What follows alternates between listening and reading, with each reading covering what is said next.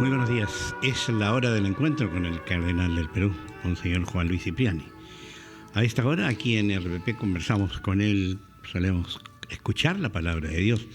Pero hoy día yo quiero... ¿Es pecado que le pregunte de política? No, no es pecado, no es pecado, pero pregunta ¿Me con puedo cuidado. confesar con usted aquí? Monseñor, ¿cómo ve lo que está sucediendo? Veo que hay mucha buena disposición en algunos sectores para poder que esto camine y todos piensan en el país, me parece bueno. Sí, yo quisiera comenzar saludando y felicitando a Pedro Pablo Kuczynski por su elección prácticamente ya de presidente del Perú, y también saludar y felicitar a la señora Keiko Fujimori por la nobleza con la que ha aceptado el día de ayer este resultado. Los dos son buenos amigos, honestos, y los dos demuestran claramente un amor al Perú y un deseo de ir adelante. Ahora, dicho esto, y yo no voy a entrar a un análisis más detallado, pero sí vale la pena explicar. A mí no me preocupa tanto los programas económicos o los programas de desarrollo de carreteras, en fin, temas que muchas veces ocupan largos espacios en los periódicos, en las discusiones. A mí me preocupa sobre todo la familia peruana en cuanto a la necesidad de una paz social.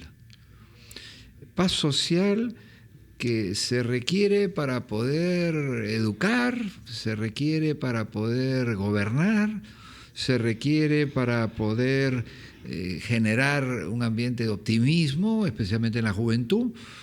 Y esa paz social tiene un componente espiritual y un componente, vamos a decir, material o externo, ¿no? Por eso digo que en lo externo, que son los programas de vivienda, el agua, que son necesarios, en eso puede haber discusión y relativa facilidad para encontrar puntos de acuerdo. El componente espiritual es más difícil, porque hay que decirlo con mucha claridad, si es que uno no tiene una vocación demócrata, es decir, de respeto a la diversidad de opiniones. Si uno cree que la violencia y el insulto es una alternativa, claro, son dos escenarios muy diferentes. No podemos fácilmente lograr que ese componente espiritual, es decir, que estemos serenos, tranquilos, podamos conversar y discrepar, pero si tenemos la tecnología del insulto como manera de diálogo, o de la violencia callejera como manera de diálogo, si este es nuestro lenguaje, ahí viene un poco la pregunta. Es decir, yo creo en unas palabras muy bonitas del Papa San Juan Pablo II, que decía: no podrá encontrarse nunca un proceso de paz si no madura en los hombres una actitud de perdón sincero. Sin este perdón, las heridas continuarán sangrando y alimentando las generaciones futuras. El perdón ofrecido y aceptado es una premisa indispensable para ese clima de paz social. Yo creo que ahí está un poco voluntad y deseo, lo tenemos todos, pero al momento de ponerlo en blanco y negro en un artículo, o al momento de expresarlo a una radio, o al momento de una entrevista en las calles, tenemos que ya eliminar de nuestro lenguaje palabras ofensivas y agraviantes. Hay que saber dialogar sin insultar. Hay que saber discrepar sin descalificar. Y creo que para eso es fundamental el que, me parece a mí, que para que haya esa civilización de un entendimiento, no es tanto quién preside comisiones, eso es el juego político, donde no voy a entrar. No es tanto si se hace tal carretera o tal aeropuerto, es un juego técnico de los ministerios de turno, no voy a entrar. No es tanto si se cambia tal o cual impuesto de tal manera, son temas que los técnicos conocen. Pero respetar opiniones diversas dialogar sobre opiniones diversas, no hacer campañas mediáticas para agraviar o descalificar a algún sector. Claro, estoy pidiendo de repente demasiado y no tengo ninguna autoridad para hacerlo, sino el amor a la paz, a la sociedad y al Perú. Que todos dirán, yo también. Bueno, si tú también amas al Perú, ¿por qué quieres descalificar a una propuesta que pueda hacer el gobierno entrante o una oposición que pueda hacer la otra fuerza del país? No, hay que en ese libre juego entender que no hay varita mágica. Sea quien sea, en este caso es Pedro Pablo Kuczynski, no tiene una bola de cristal ni una varita mágica. Yo me uno a él y a su ilusión y a su preocupación por encontrar modos de trabajar juntos. Pero qué difícil si no lo ayudamos, todos. Tampoco podemos, pienso yo, decir, pasamos la página. No, yo creo que vendría muy bien el que haya un reconocimiento de agravios innecesarios a las personas. Esto no es fácil que cierre la herida sin una petición de perdón. No solamente la discusión política, Cuando usted dijo palabras agravantes y ofensivas, sí. ¿Cuáles son aquellas palabras de este diálogo que usted las retiraría? Yo retiraría los agravios al papá de Keiko Fujimori, los agravios a ella, los personales, en las que se ha calificado, bueno, no voy a repetirlo, lo saben bastante bien. Y también creo yo que decirle a Pedro Pablo que se fue por cobarde del país, también es un agravio a la persona. Discrepancias políticas, evidentemente, siempre son bienvenidas, pero cuando pasas al agravio personal, ¿no? Cosa en la que con cierta frecuencia veo que ocurre en los medios de comunicación, falta la altura para discrepar con ideas, que de cuando en cuando hay artículos muy sugerentes y muy buenos, pero no podemos cerrar los ojos a que hay un país dividido, pero dividido porque lo hemos dividido al excluir a mitad de un país. Entonces, eso creo que esa reconciliación, que el doctor Kuczynski habla de una conciliación, no es una cosa lateral, vamos a ver qué hacemos. Creo que es central para poder iniciar un proceso de desarrollo, un proceso de seguridad ciudadana, de mejora de la educación. Todo eso tiene que estar articulado de un planteamiento que es: hay que construir esa unidad que no existe, y para eso hay que hacer serios esfuerzos para moderar las palabras, los gestos, las descalificaciones, los agravios, y en eso la prensa puede dar un ejemplo muy grande. Comprendo que no es fácil y que hay personas que les parece que es lícito agraviar y descalificar. Bueno, si es así, es como cuando ve un partido de fútbol y uno ve pues a un equipo que de entrada te da una patada, como digo, oye, ojo, no te acerques al área porque aquí te vamos a regalar golpes desde que entres. Y entonces el árbitro tiene que decir, señor, no lo voy a permitir. ¿Me da un minuto? Sí. Un minuto. Monseñor Juan Luis Cipriani está en RPP Noticias. Usted habla de la grandeza y esta lucha espiritual. ¿Cómo la vamos a conseguir? ¿De dónde va a salir? Mira, por un lado, tengo que hacer una referencia a Dios. Es decir, Dios está muy cerca de todos nosotros y es el que inspira perdón. Cuando uno tiene a veces cóleras muy grandes y dice, me tomo un Valium, me tomo una cerveza, o me acerco a pedir perdón a Dios para ver si me ayuda. Pues la última es la más barata y la mejor. Entonces creo yo que ambos contendores, hoy el presidente Kuczynski y la señora Fujimori, son creyentes, ambos. Yo creo que ambos tienen una magnanimidad, ánimo grande, no son de ánimo pequeño, son gente de un horizonte de grandeza de ánimo demostrado. Y por lo tanto, como líderes, tienen la obligación de liderar ese ánimo grande en el cual uno hace política mayor. Es decir, uno tiene que saber perder para ganar. No siempre se gana ganando. A veces uno tiene que olvidar alguna cosa o tiene que rectificar alguna otra o ceder en alguna. Eso lo pueden hacer los que tienen ánimo grande, magnánimos. Esa magnanimidad que es un valor fundamentalmente cristiano, pero también humano, de cualquiera.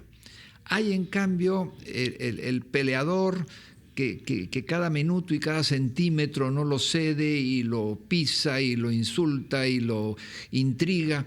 Ese peleador, digamos, del infighting, ¿no? Del que está en el golpe a golpe allá, dice, bueno, así no es la política. Yo creo que hoy el Perú nos está pidiendo, y de manera especial a estos dos grandes líderes, al presidente ya electo, que lidere y que todos sus voceros y demás sean gente que empieza a sembrar otro idioma.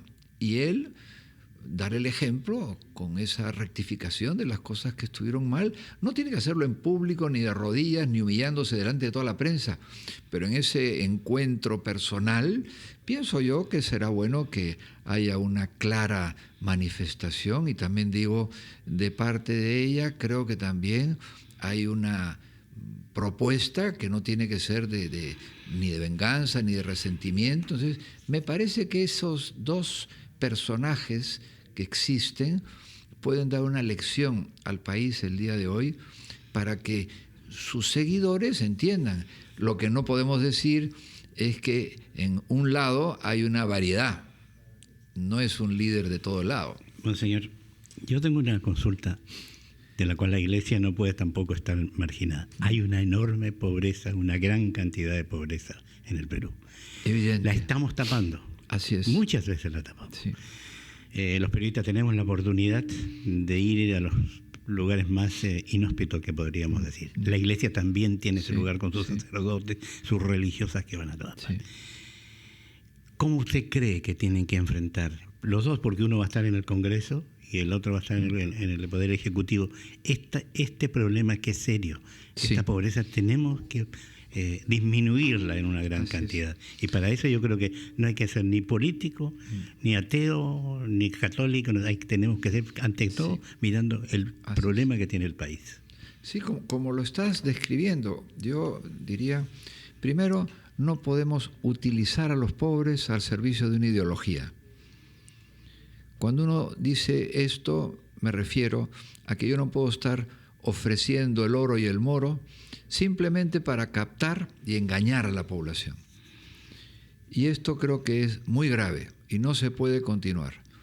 Se ha hecho mucho, hay programas que son muy buenos, pero muchas veces hay esa tentación. Entonces yo creo que hay que ir a lo concreto. Es decir, es una vergüenza el hacinamiento que hay en los hospitales. Se habla, pero sigue.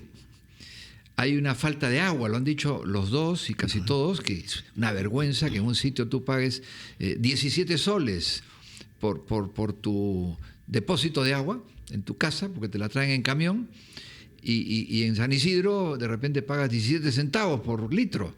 Entonces, no sé, o por una cantidad. O sea, hay unas diferencias en el tema del agua. Bueno, hay que ver que el agua empiece a llegar. Lo mismo digo yo en el campo de la seguridad. No pueden haber miles de teorías que vamos a hacer esto, vamos a hacer un encuentro, vamos a hacer un convenio. Basta de convenios. No puede haber la impunidad que hay en las calles en las que se maltrata a todo el mundo. Entonces, la gente, el que está en el taxi, el que está en el campo, el que está en el norte o en el sur, el ideólogo es muy complicado, porque ese señor dice, no me importa nada. Yo, violencia, violencia y violencia.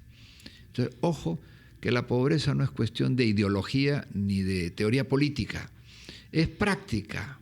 Hay que ir a ayudar cuanto antes en esas necesidades básicas. La educación, por ejemplo. Se habla mucho de educación, pero hoy hay multitudes en las universidades que no da la impresión de que haya mucha exigencia.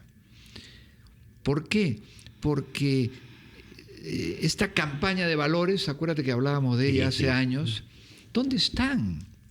¿Dónde está el respeto al vecino? ¿Dónde está el respeto al orden público? ¿Dónde está el respeto a que no pongan una música a todo volumen a las 3 de la mañana?